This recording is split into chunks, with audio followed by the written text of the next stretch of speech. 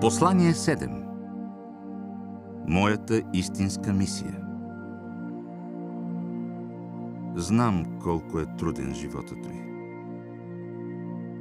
Докато слизам от висотите на духовна радост, за да се свържа с земните нива, аз самият усещам промените в съзнанието си и чувствам натиска на вашите мисли и на тежките потискащи вибрации върху душата си. Когато дойдох на Земята преди 2000 години, моята мисия беше да просветля умовете на хората, които бяха приели една религия, отчасти езическа, отчасти мистична. Тези, които бяха дълбоко пропити с нейните идеи, бяха арогантни в убеждението си, че са избраният народ на Бога, Йехова, когото пламенно вярваха, но който не съществуваше. Техните пророци говориха за собствената си мистична представа за някакво духовно съзнание, което превъзхожда всички, и използваха въображението си, за да опишат този Бог. Създадоха мисловни образи на величие и великолепие и успяха да постигнат желания ефект на контрол над хората чрез страха им от наказания от небесата, загуби, болести, лишения, вредители, климатични бедствия. Целта на живота ми като Исус в Палестина беше да науча евреите, че представата им за техния Създател е напълно погрешна. Но тяхната фанатична привързаност към безценните им религиозни убеждения беше непоклатима, вследствие на което, вместо да постигна целите си, бях разпнат заради тях. За мен е невъзможно да се върна на Земята в каквато и да било форма. Нито като дете, което не би могло да побере мощните ми вибрации, нито като небесно същество, което повечето хора нямаше да могат да видят. Защото точно както има неща, които животните виждат и чуват, но са невидими за човешкото око, така и аз оставам невидим за тези, които са на земните дължини на вълните. Затова трябваше да подготвя ума на развита душа, приела човешка форма, за да предаде моите послания на света. Тези, които са достатъчно духовно напреднали, за да чуят, ще чуят. Останалите, които все още не са готови, няма да чуят и няма да могат да ги получат за момента. Но всички хора се придвижват нагоре по пътя, който в крайна сметка води до най-висшите небесни царства. И така, каква е моята истинска мисия този път? С посредничеството на човешки ум. Ще се опитам да накарам хората да осъзнаят напълно начина, по който тяхната вселена е била въведена във видимо проявление и съществуване. Това е най-важното послание, давано някога на Земята, тъй като далеч надхвърля всички повърхностни знания и достига до най-основното ниво на цялото сътворение. Разглежда ролята, която хората играят в него, в съзидателността на своите личности, във взаимоотношенията, средата, здравето, преживяванията и събитията в живота си.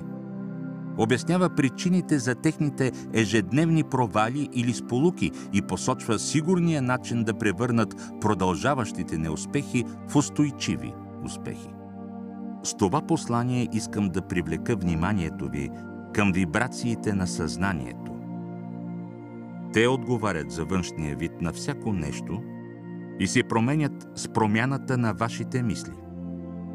Например, ако едно дърво е току-що отсечено, то е все още здраво.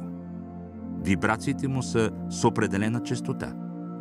Но ако е лежало на земята много години, неговите вибрации и неговата жизненост постепенно са се понижили и то видимо е променило външния си вид.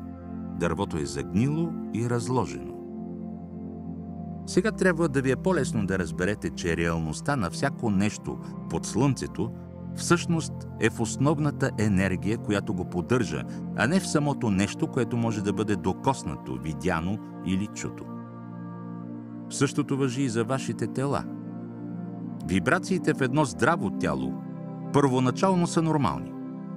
После с износването и негативните мисли, те до такава степен спадат, че тъканта започва да се променя.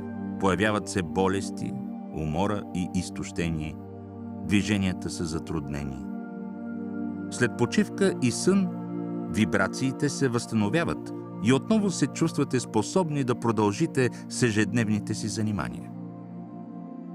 Всичко в съществуването е съзнание, видимо като различна материя – растения, животни, хора и неживи материали като елементи, камъни, метали, почва.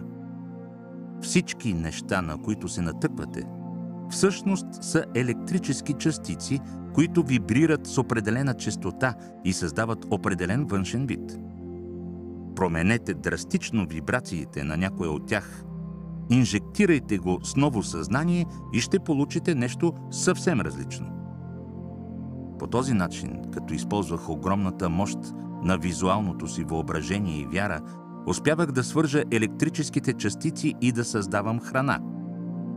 Когато си представяте нещо, което е необходимо, и вярвате с цялото си сърце и ум, че този електромагнитен отпечатък ще привлече към себе си компонентите, които ще го превърнат в реалност, в крайна сметка то ще се появи във вашия свят. Това откровение е отдавна познато, но едно още по-голямо е било пренебрегвано. Внимавайте какво създавате за себе си, когато нямате представа, че го правите.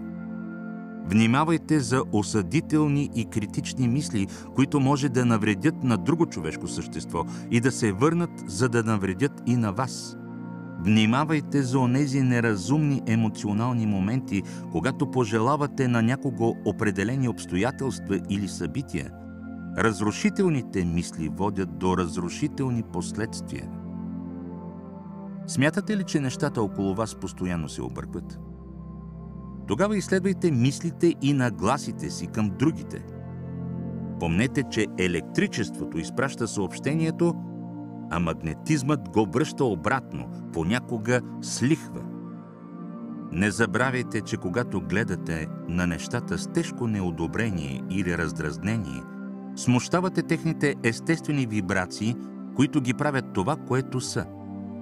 Внимавайте да не срутите несъзнателно собствените си домове върху главите си. Бъдете бдителни, дори когато се тревожите за времето. Не се оплаквайте от дъжда и не си пожелавайте да спре, защото може той да спре за по-дълго, отколкото ви се иска. Не се оплаквайте от слънцето и не си пожелавайте да вали. Може да ви застигнат порои. Когато вървите по Христовия път, моя път, ще отнасяте всичко на този свят към Божественото съзнание, Отца, и ще молите за решения или за нужди, които да бъдат напълно подходящи за вас. Така Отца, който е неделимо свързан с вас, който е във вас и около вас, ще отговаря с правилния прилив на съзнание, за да разреши всяка ваша ситуация.